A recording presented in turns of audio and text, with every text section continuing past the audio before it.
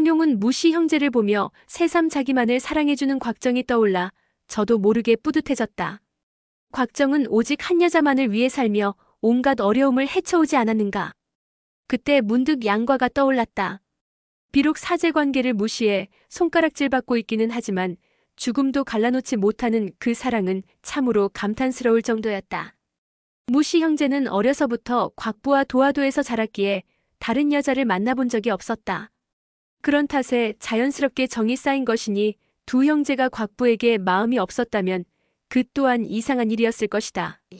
그 후 곽부가 자신들에게는 마음이 없다는 사실을 양과에게 듣고 상심한 나머지 삶의 즐거움이 없어진 듯했으나 뜻밖의 야율령과 완한평을 만나게 될 줄 누가 알았겠는가. 게다가 두 사람 모두 무시 형제에게 마음이 없지만은 않은 듯했다. 무시 형제는 곽부를 다시 살펴보며 마음속으로 이리저리 재보고 있었다. 야율령과 완한평 역시 미모가 뛰어났기에 곽부에 비해 빠지지 않는 외모인데다 오히려 더 나은 것 같기도 했다. 무도뉴는 이렇게 생각했다. 야율낭자는 성격이 발랄하고 시원스러워 부처럼 까다롭고 쉽게 토라지지도 않지. 무수문도 완한평을 보살펴주면서 같은 생각을 했다. 완한낭자는 청순하고 가냘픈 여인이야.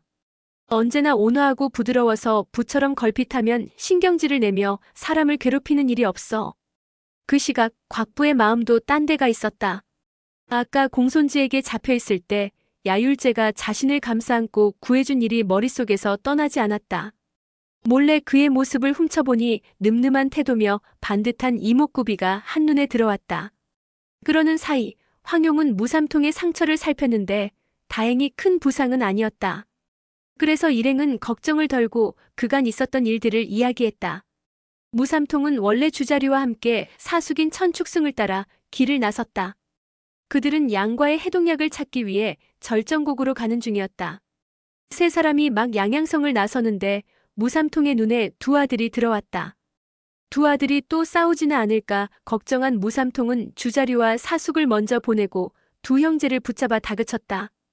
다행히 형제는 양과에게 다시는 곽부를 보지 않겠노라 맹세하고 더 이상 양양성에 머물고 싶지 않아 떠나는 길이었다.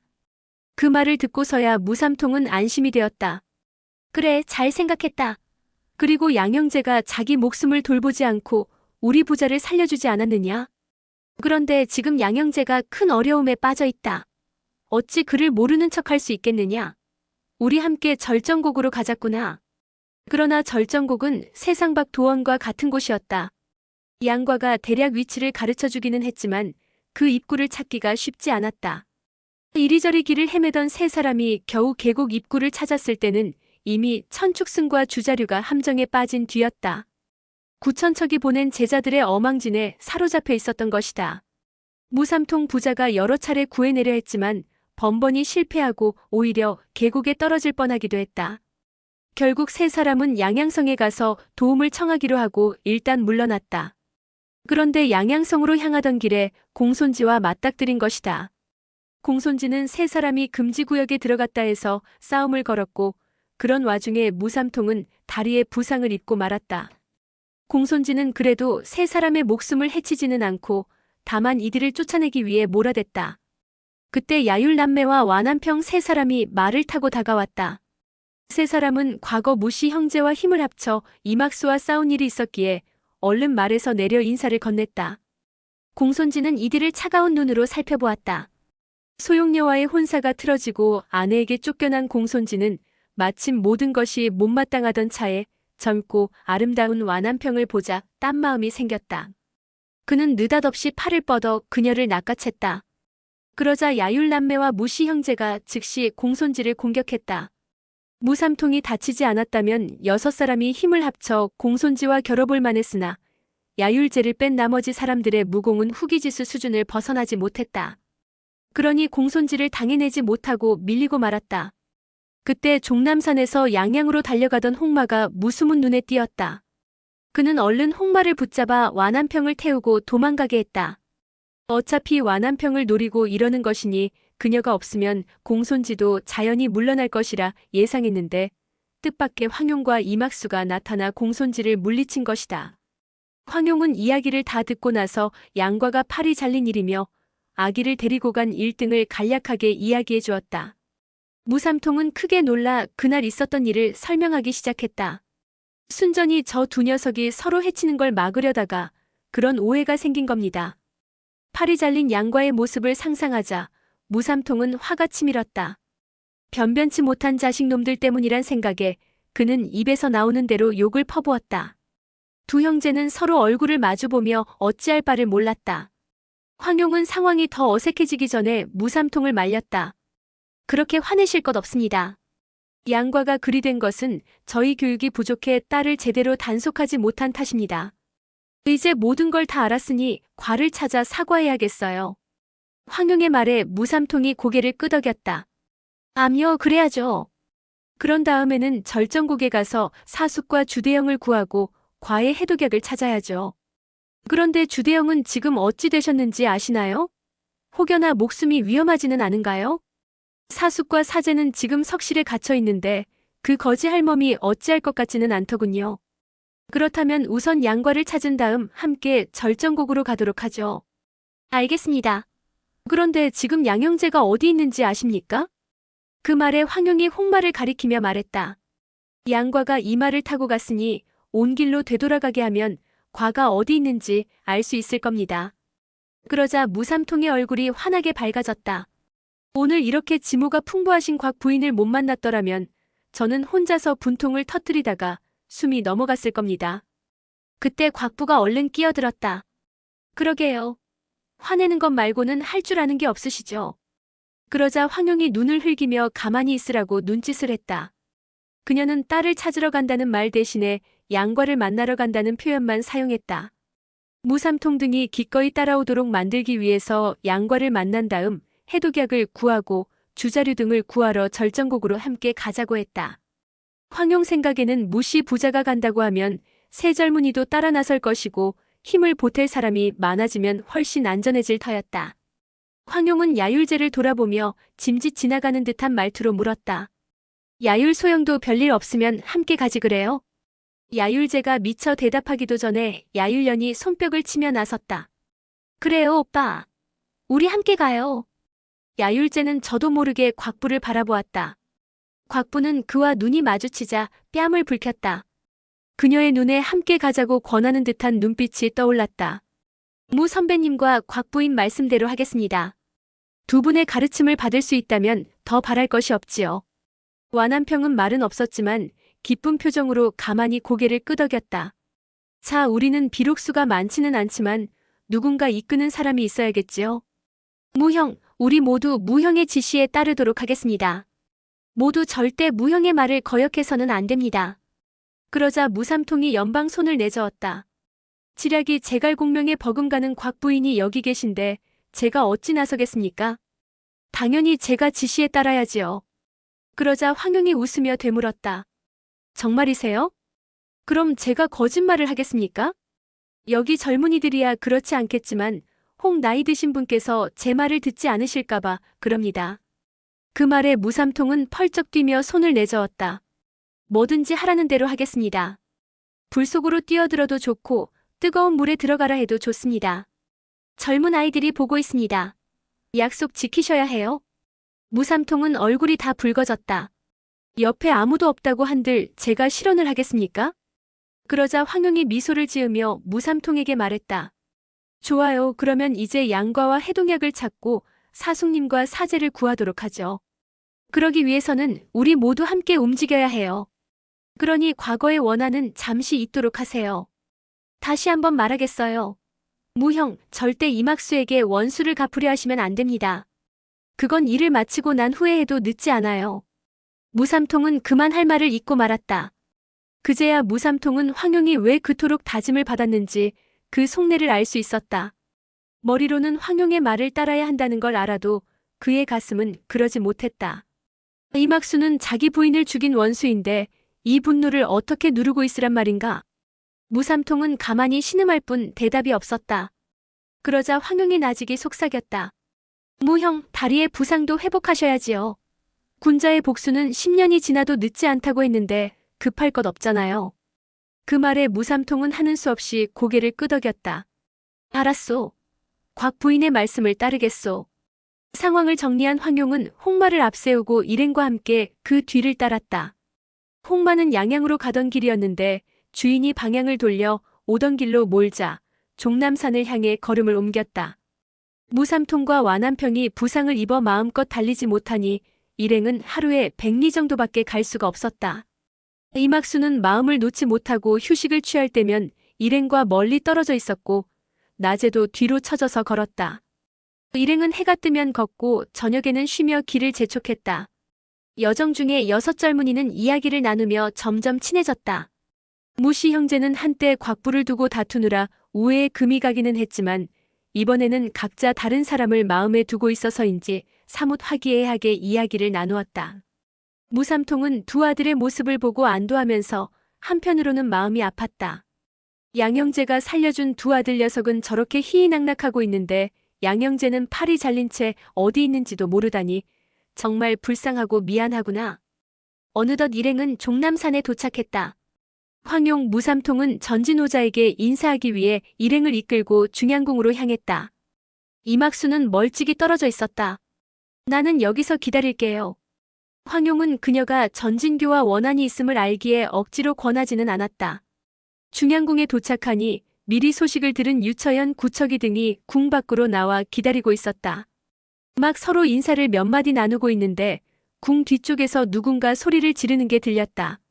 황용은 얼굴에 웃음을 띠고 그를 맞이했다. 노안동, 누가 왔는지 와보세요. 이후 며칠 주백통은 옥봉을 다루는 방법을 알아내느라 여념이 없었다. 그러던 중 황용의 목소리를 들은 주백통이 달려왔다. 이야, 내 동생의 마누라가 왔구먼. 그는 소란스럽게 떠들어대며 후원에서 뛰어나왔다. 그러자 야율제가 얼른 앞으로 나서며 고개를 숙였다. 사부님, 제자 인사 올립니다. 그간 무고하셨는지요? 주백통도 그를 보고 미소를 지었다. 뭐 그렇게 예의 갖출 것있느냐? 그래, 너도 잘 지냈느냐? 곁에 서 있던 사람들 중 황용을 제외한 모두가 적잖이 놀라는 표정이었다. 야율제가 주백통의 제자였다니 이렇게 정신없는 늙은이가 어떻게 제자를 키웠는지 다들 궁금하다는 표정이었다. 젊은 나이에도 의젓한 야율제는 사부와는 영 딴판이었다. 구척이 등은 주백통 문화의 제자가 있다는 말에 흐뭇한 표정이 되어 주백통에게 축하 인사를 올리고 야율제와 인사를 나누었다. 곽부는 그제야 얼마 전 엄마와 야율제가 서로 마주보고 웃은 연유를 알았다. 황용은 야율제가 주백통의 제자임을 알아보고 웃은 것이었다. 야율제는 12년 전 주백통을 처음 만났다. 그때 그는 나이가 어려 주백통과 재미있게 놀았고 주백통은 그를 제자로 삼았다.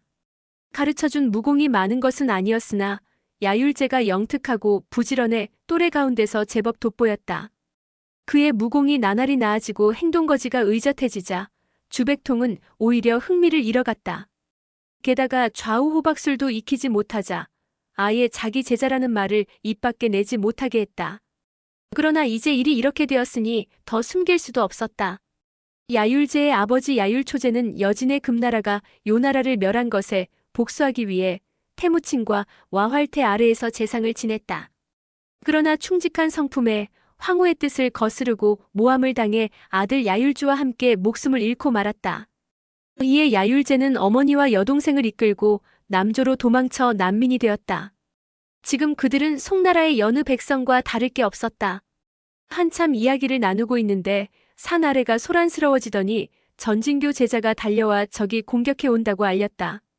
전진교는 이전에 몽골 대칸의 성지를 거절한 일로 조만간 몽골군이 쳐들어올 것을 예상했다. 그래서 이들은 진작부터 중양궁을 버리고 서쪽으로 물러날 방책을 세워두었다.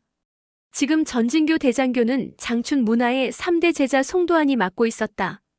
그러나 이같이 중요한 일은 여전히 전진호자가 지시를 내릴 수밖에 없었다. 구척이는 황용을 돌아보았다. 곽 부인, 몽골군이 공격해오고 있습니다. 상황이 여의치 않아 주인으로서 예의를 갖추지 못하는 점 양해 바랍니다. 산 아래는 이미 고함 소리로 가득 찼다. 황용 일행이 남쪽 줄기를 따라 산을 오르는 사이 몽골군은 북쪽에서 올라온 것이었다. 서로 채 반 시진도 차이가 나지 않았다. 구척이가 얼른 제자들에게 명령했다. 각자 소지품을 챙겨 산을 내려가거라. 그러자 제자들은 일제히 대답하고는 미리 챙겨놓은 짐을 둘러맸다. 그러고는 동서로 나뉘어 산을 내려가기 시작했다. 지난 며칠 동안 전진호자와 송도하는 전진교 제자들에게 어느 길을 통해 피할지, 어디서 만날지, 어떻게 연락해야 할지 등을 미리 정하고 그에 따라 여러 차례 실전 같은 연습을 해왔다. 그래서인지 급한 상황에서도 혼란 없이 일사불란하게 하산이 이루어졌다. 황용은 이들의 모습에 혀를 내둘렀다. 구 도장님, 이렇게 질서정연한 모습을 보니 과연 전진교답습니다. 지금 이 정도 난관은 위기라 할 것도 없겠군요. 틀림없이 권토중래하여 더욱 빛나게 될 것입니다. 저희는 양과를 만나기 위해 왔으니 그만 가보겠습니다. 황용은 미소를 지어 보였다. 전진교는 이런 일을 예상하고 미리 준비했으니 알아서 잘 피할 수 있을 것이다. 나는 양과와 내 딸을 찾아온 것이니 공연히 이들과 섞여 이를 그르치면 안 된다. 이야기를 나누는 사이 산 아래는 더욱 소란스러워졌다. 황용은 구척이와 인사를 나누고 일행을 불렀다. 그런 뒤 중양궁 뒤편 으슥한 곳으로 가서 이막수에게 속삭였다. 묘로 들어가는 길을 가르쳐줘요. 양과가 묘에 있을 거라고 어찌 단정하는 거죠? 양과는 없더라도 옥녀심경은 있겠죠? 미소를 짓는 황용의 얼굴을 바라보며 이막수는 가슴이 서늘해졌다. 이 여자 과연 대단하구나. 내 마음을 꿰뚫어보고 있잖아. 이막수는 양양성에서 종남산으로 오면서 황용 외에는 누구도 상대하지 않았고 다른 어떤 일에도 관심을 가지지 않았다. 심지어 무시 부자가 호시탐탐 그녀에게 복수할 기회를 노렸음에도 그녀는 줄곧 일행을 따라왔다. 자연히 황용은 그녀의 속내가 무엇인지 생각해보게 되었다. 우리 양이를 예뻐한다고는 해도 그게 이런 위험을 감수할 만한 이유가 되지는 않을 것 같은데 분명 다른 속셈이 있을 거야. 이리저리 생각하던 황용은 예전에 양과와 소용녀가 옥녀심경의 검술로 금융국사를 물리치던 일이 생각났다. 그런데 같은 문파인 이막수는 옥녀심경의 무공을 사용하지 않았다. 만약 이막수가 옥녀심경의 무공을 사용할 줄 알았다면 자신과 싸우던 날 이를 쓰지 않았을 리가 없었다. 모든 정황을 종합해본 황용은 이막수가 원하는 건 결국 옥녀심경이라는 결론에 도달했다. 황용의 말을 들은 이막수는 이왕 이렇게 된 거 그냥 사실대로 말하는 게 낫겠다는 생각이 들었다. 곽 부인, 내가 딸을 찾도록 도와주면 내가 우리 문파의 무공경전을 찾을 수 있도록 도와줘요. 개방에 전 방주시고 천하의 이름을 날린 여여비시니 약속을 저버리지 않을 거라고 믿어요. 양과는 우리 남편 옛 친구의 아들이에요. 나와는 오해가 조금 있어 껄끄럽기는 하지만 정말 그 아이가 내 딸을 데리고 있다면 당연히 내게 돌려줄 거예요. 되찾고 말고 할 것도 없단 얘기죠. 그렇다면야 각자 제 갈 길을 가면 그만이군요. 그럼 전 이만. 이막수는 정말 몸을 돌려가려고 했다. 그러자 황용이 무수문에게 얼른 눈짓을 했다. 무수문은 기다렸다는 듯이 장검을 빼들었다. 이막수, 네가 살아서 종남산을 내려갈 수 있을 것 같으냐? 어쩔 수 없이 이막수는 걸음을 멈추었다. 황용 하나만 해도 감당할 수 없을 정도인데 거기에 자기한테 원한이 깊은 무시 부자의 야율남매 등까지 합세한다면 목숨을 부지하기 힘들 터였다. 이막수도 머리깨나 쓴다는 여자였으나 황용 앞에서는 도무지 속수무책이었다. 아무리 생각해보아도 도저히 빠져나갈 구멍이 떠오르지 않았다. 그녀는 한숨을 푹 내쉬었다. 곽 부인은 기문술에 능하시니 양과가 이곳에 있기만 하다면야 못 찾을 리가 없잖아요. 왜 굳이 저더러 앞장서라 하시는 거죠? 그러자 황용이 피식 웃었다. 고묘의 입구를 찾는 재주는 없으니까요. 하기야 양과와 소용녀가 고묘에서 응거한다고 해도 가끔은 쌀이며 땔감을 구하기 위해 밖으로 나오겠죠. 우리 8명이 흩어져 기다리고 있으면 언젠가는 만날 수 있지 않겠어요? 황용의 말 속에는 뼈가 있었다. 양과를 만나는 일이야 며칠 늦춰도 상관없으니 혹 이막수가 길을 알려주지 않는다면 그냥 죽여버려도 그만이라는 뜻이었다. 이막수는 가슴이 덜컥 내려앉았다.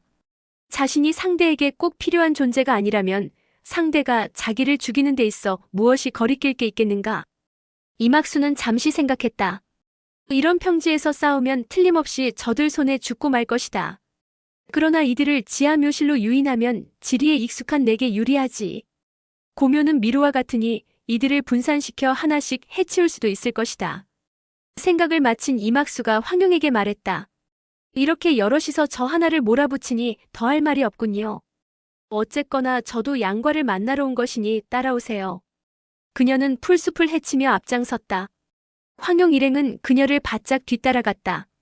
이막수는 바위 틈을 날렵하게 타고 다녔는데 분명 길이 끊겼다고 생각하는 순간 이리저리 방향을 바꾸고 보면 어느새 생각지도 못한 길이 나오곤 했다. 그렇게 밥 한 그릇 먹을 시간쯤 지났을까 눈앞에 작은 개울이 나왔다. 몽골병들의 고함 소리는 어느덧 저 멀리서 희미하게 들렸다. 이막수는 이미 몇 년간이나 옥녀심경을 빼앗겠다는 생각을 품고 지냈다. 지난번 지하를 통해 고묘를 빠져나올 때는 물속에서 거의 목숨을 잃을 뻔했다. 그래서 이막수는 일부러 강을 찾아다니며 물에 익숙해지기 위해 노력했다. 그랬기에 거리낄 게 없었다. 이막수가 개울가에 서서 일행을 돌아보았다. 고묘의 문은 이미 닫혀버렸어요. 다시 열려면 수천 명이 매달려 힘을 써야 할 거예요. 뒷문은 이 개울에서 물속으로 들어가야 해요. 누가 나와 함께 가시겠어요? 곽부와 무시 형제는 어릴 때 도화도에서 자라 매년 여름이면 바다에서 파도를 타며 수영을 했다. 그래서 물이라면 자신이 있었다. 세 사람은 동시에 자기가 가겠다고 소리쳤다. 무삼통도 능숙하지는 않았지만 어느 정도 수영을 할 줄 알았기에 함께 가겠다고 했다. 이막수는 독한 여자였다. 황용은 혹시나 그녀가 고묘에서 갑자기 독수를 쓴다면 무삼통 등으로는 상대할 수 없다는 걸 뻔히 알고 있었지만 아이를 낳고 얼마 지나지 않은 몸이라 차가운 물속으로 들어가는 게 부담스러웠다. 황용이 망설이고 있는 사이 야율제가 나섰다. 곽 백목께서는 여기 남아 계시지요. 제가 무백부와 함께 가보겠습니다. 그 말에 황용은 반색했다. 야율제는 총명하고 무공도 뛰어나니 그가 함께 간다면 마음을 놓을 수 있을 듯했다. 잠수를 한다는데 괜찮겠소?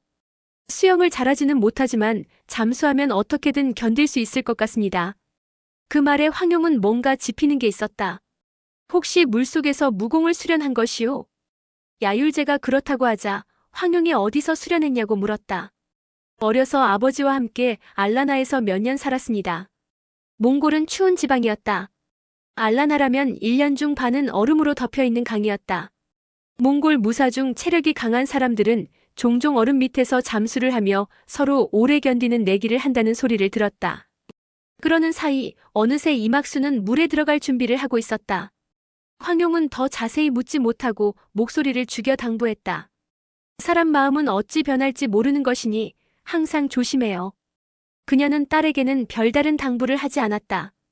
천성이 제멋대로인 곽부에게는 그런 말을 해봐야 소용이 없다는 걸 알기 때문이었다. 곽부는 스스로 부딪혀가며 교훈을 얻는 아이였다. 야율령과 와남평은 물을 무서워해 황용과 함께 남았다. 오늘의 영상은 여기까지입니다. 영상이 도움이 되셨다면 구독과 좋아요, 알람 설정 부탁드립니다. 시청해주셔서 감사합니다.